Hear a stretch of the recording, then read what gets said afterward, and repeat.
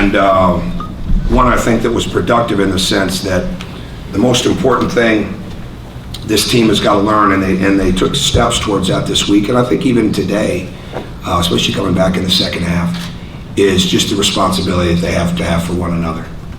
And there's no blueprint for it. I mean, it's not like you just insert it. And like I said to our team the other day, when you play the way we played against Kansas, and it's like a game in the Elite Eight, right? And you win it, and it feels great. And we play the way we did the other night, it's like losing to a first-round opponent. And they earned the victory, and we didn't. And each game counts for something, just like the learning experience counts, just like every game's learning experience counts.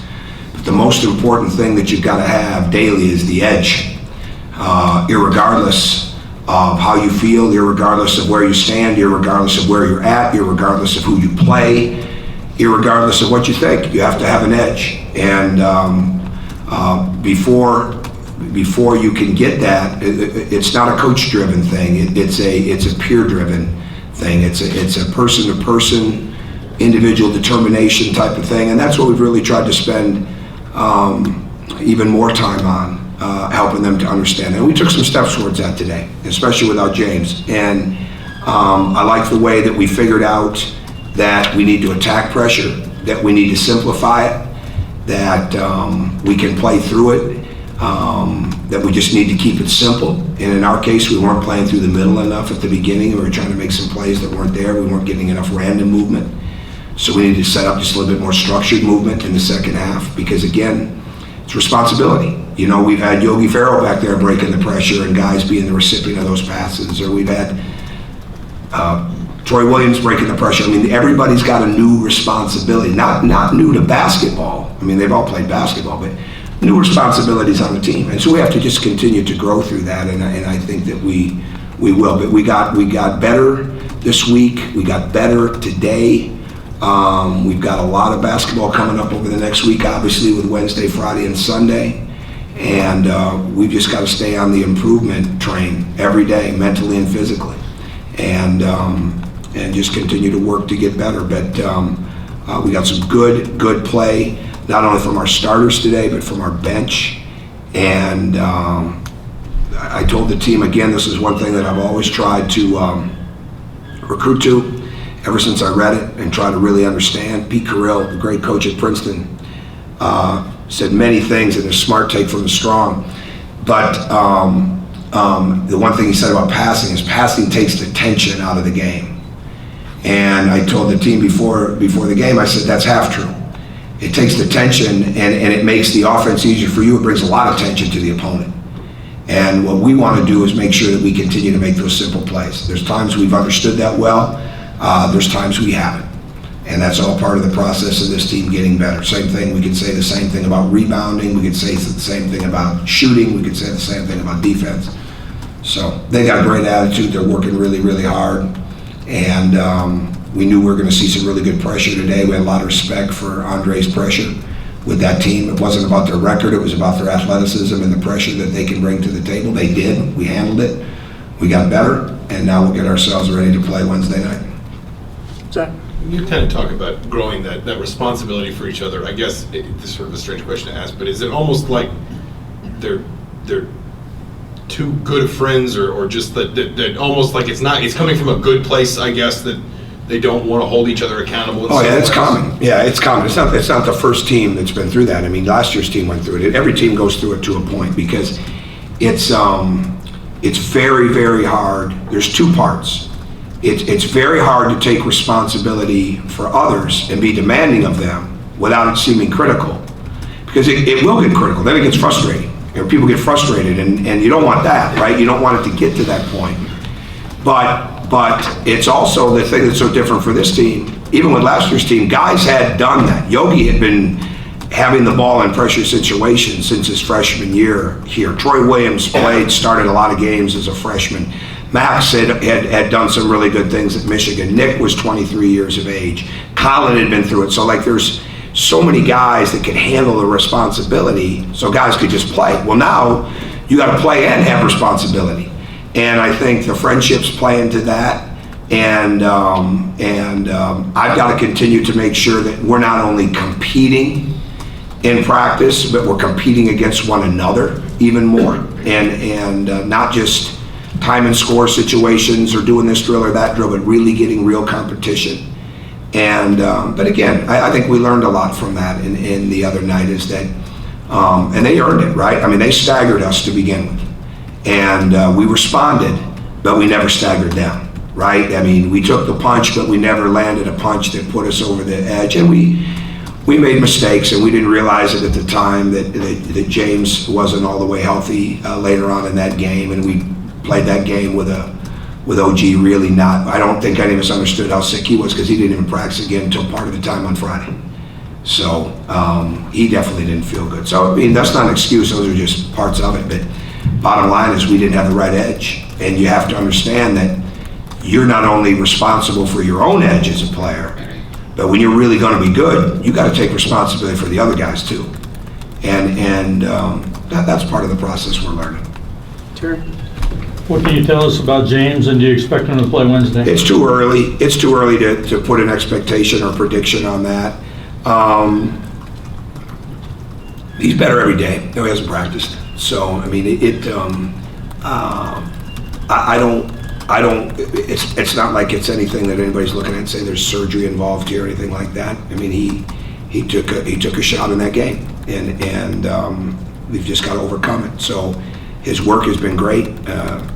This afternoon, I go run, and I come through the weight room at the end before I go home to change, and there he is in the weight room doing his leg exercises. I mean, he's very, very diligent on getting himself ready. He's been through a lot before he even got here. And so we just got to make sure that we're patient with him and help him get through that part of it.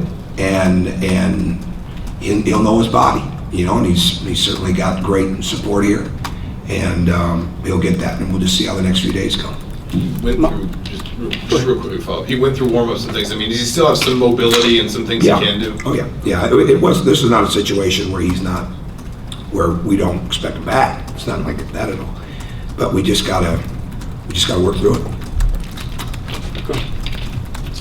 What made you decide to put Zach in the start lineup today, and what do you think he brought to the floor? It seems like he does a lot of nice things today. Well, he had plus 15 and plus minus the other night, and I think I was proven right because he had a plus 28 today. So this one reason I started in the first exhibition game. Was a lot of different reasons. It wasn't as a token appearance. It was to get his mind around the fact that we think you're pretty good. And when Colin Hartman went down, a lot of things went through my mind, right? But the biggest basketball issue that went through my mind is that we've got to get Zach McRoberts to the point where he feels very confident and comfortable on this team. And he's getting there. It was his first basket tonight, right? Yeah. Yeah, I'm proud of him. I mean, he's stepping up there. I mean, he was as competitive as anybody we had on Tuesday night. And we've seen that in practice. And now we've seen it even more in practice. So even though we didn't win the other night, him coming out of there feeling like he belonged. And they go through it too. It's not just because I say you belong, or it's not just because you say they belong, or it's not just because they got a scholarship or don't have a scholarship. They've got to feel it, right? And I think he's feeling more and more like, you know, I can really help this team. So I look at him as a very valuable player. Does that mean he's going to start every night? I don't know what that means. I just know that he's very valuable to us, and I think he's starting to see that. Good. Mike? Is there an adjustment for OG as he gets more volume of shots this year? He's got to go through, especially when he plays against some of these. The most important thing for OG is just to continue to be on the path that he's on, because he's the same worker.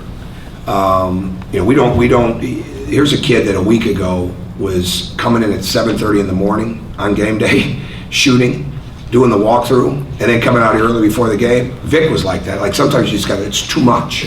You know, it's too much volume. And they want it so bad that sometimes you've just got to make sure that you keep reminding them that that process word gets used so much, but it's so true, right? There's a process to this, and we just need to let him play, and that's what he did today. And he played. I thought he really worked through it because he was winded, And there's no question that he lost some of his conditioning and things like that from being sick. And I thought he played. He really was on the attack a lot today.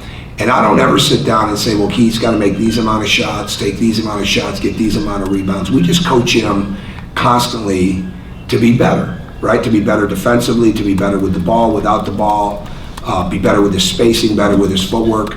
And we just got to make sure that he stays on that and doesn't feel anything on the outside that would even remotely get him off what he's doing, because he's really gotten better. And he's got a lot of pride and wants to be successful and wants his team to be successful. And sometimes you have to realize that what you're doing is just plenty enough, and the rest of it will come. Go ahead. You go ahead. How key is it to have Robert just slide in there with James out there?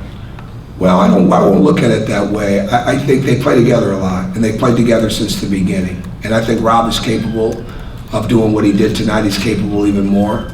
They've really played well together this year so far.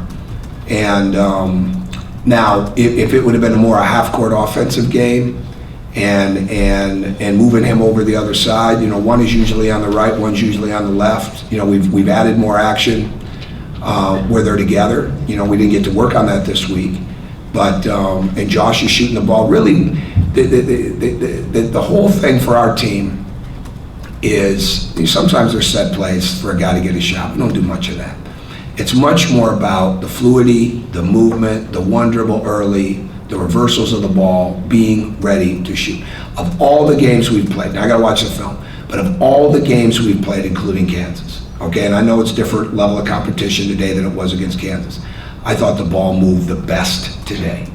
And Rob was a recipient of that. Now, in answer to your question, well, I really can't answer your question in the sense of stepping in, but like yesterday, Rob was on fire. I heard Colin say, Rob hasn't missed a shot since Friday, right? I asked Rob last night, I said, why are you shooting so well? The ball's moving, right? They answer their own questions. I mean, it's the same thing. It's really not that complex. And we make it more complex than it really is sometimes, right? And just line up and shoot it, move without the ball, get ready to knock it down. And then that's exactly what he did for the most part. Tom, I guess it's two parts. One, the key for preparing for a team like North Carolina, and the other one, the fact you'd be honoring them on 1981 national championship. Well, we're underway with Carolina. We haven't spent much time with the team. Well, we haven't really spent any time with the team on that. We talked about it a little bit after the game, but we've got a really good view of how good they are, and we've got the experience of just playing them. It's a different team. We're a different team. But our biggest thing is to make sure our players not only understand how good Carolina is because of what they do, but how good they are because of who's doing it. And make sure that we really understand their personnel at a high level. Wednesday night, when you bring in that team, with Kyle Schwarber coming back to be the honorary captain, the other people that be around, but certainly that 81 team, so many of those people being around, that's a huge thing. For many of them, it'll be the first time they've seen the building the way it is now. For many of them, it'll be the first game in some time. Not their only games, but I mean, Randy Whitman certainly hasn't been able to come back very much, right? And so I think that'll be really special. And we always miss the best part. We miss the way the crowd responds to them. Get to watch it on video later, but I would think that 81 team will get the same reverence and respect from these fans that every other championship team that I've seen come back through here has, including 76, including 87, those type of teams, and rightfully so. And I think the most important thing that every fan and person can focus on is that those guys were a team. They've remained bonded. I mean, there's so many friendships out of that group that have stayed intact all these years. And the fact is that they are some of the tradition bearers and ownership stakeholders that have made this program what it is. And what little time we get with them will be well worth it. What little time the public gets with them will be well worth it. But when they're all out there together, that should be the loudest the building is all night. Thank you, Coach. Good? Okay. Thanks, Tom. That was- Terry? I was just going to ask you quickly about Curtis Jones and his comfortability factor Sure, so quickly. it's a very good question. I think the last couple games he's pressed. You score 15 points in your first college game in an atmosphere like that, in a game like that, you might start thinking, man, it's supposed to happen that way every night. But just like it was that night, he got the shots and a lot of that stuff in the flow of the game. And I think if there's anything he's done the last couple games, he's probably thought it would be easier and, I've got to do this, right? We don't coach in the sense of, hey, we got to have this from these guys. We coach in the sense of that move the ball, defend together, rebound both ends, all right, all those type of things. Let the offense work for you. You're a big part of the offense. Create for others. It comes back to you. And all young players got to go through that. But I thought I was happy to see him knock down shots, not only for us, but for him today, because it proves again the point that when that ball's moving, everybody's going to be a beneficiary of it. Okay, thanks. Thank you.